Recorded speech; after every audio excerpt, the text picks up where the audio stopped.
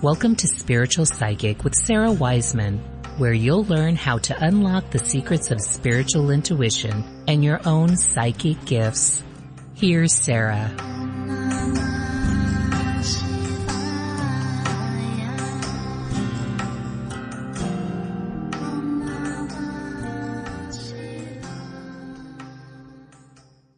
Welcome to Spiritual Psychic. I'm Sarah Wiseman. Today we're talking about how do psychic messages serve us. And we are working from the book Messages from the Divine, and we're currently on lesson 42. This podcast, we're doing all 66 lessons as a podcast series. So this book is this lesson is talking about the idea that guidance arrives in messages, and by this we mean psychic messages, such as hearing messages in our mind's ear, and sometimes hearing messages in the outer world, and sometimes also messages such as I'm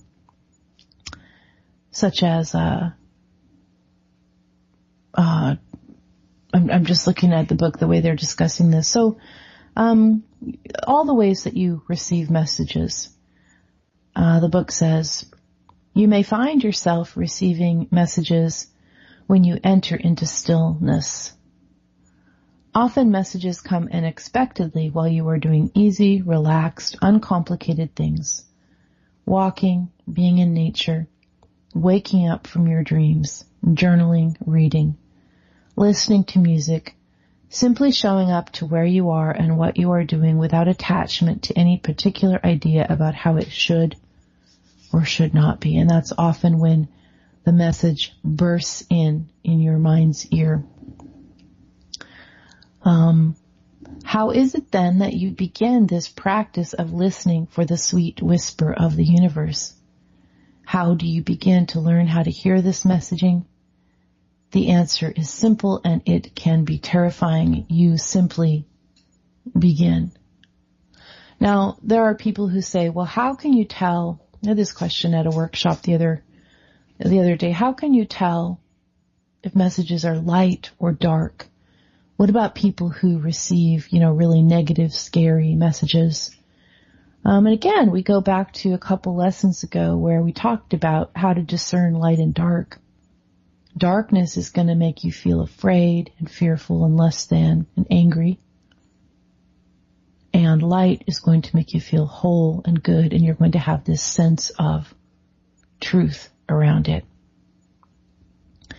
You just continue to discern, but if you're in this space of openness and also detachment from outcome, you want something really badly, you allow the universe to know, I really, really, really, really want this. And then you detach from that outcome. Okay, universe, I think I really want this, but I ask to be led to my highest possibility, not to what my ego wants. I detach from outcome. And that is when the messages come in very quickly, very clearly.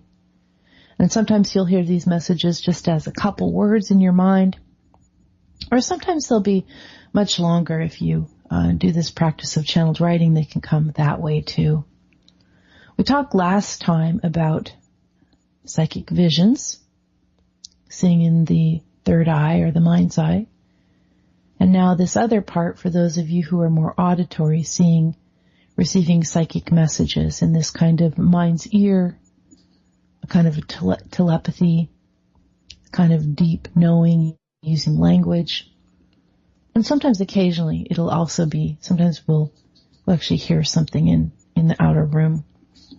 I invite you to begin to pay attention to your own ability to receive these messages. Pay attention to the thoughts that aren't really your thoughts, that are higher and better and more clear and more truthful than your own thoughts. And these are the guiding messages beginning to come in to you.